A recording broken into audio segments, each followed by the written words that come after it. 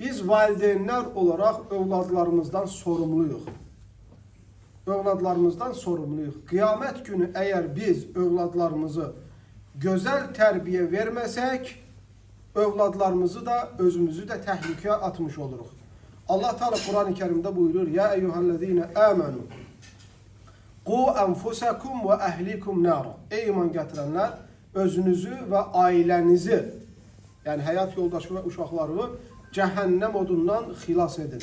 Biz ahiret günü onların elinden tutup belə cehenneme girmesinler deyini, belə qollarından çəkək mənasında deyil.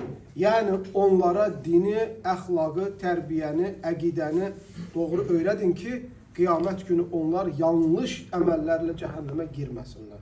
Ona görə Yusuf Qoxtu qardaş, sizin sayənizdə, səbəbinizlə Allahdan sonra bu xatırlatmalı olur. Mən öz adımdan və buraya gələn dəvət elədiyim bütün qardaşların adından sizə təşəkkür edirəm. Allah Azze ve Celle övladlarınızı bütün xatadan, bəladan, müsibətlərdən qorusun. Allah Teala onları salih övladlardan, valideyninə şəfaət verən, valideynin əlindən tutub cənnətə aparan övladlardan eyləsin.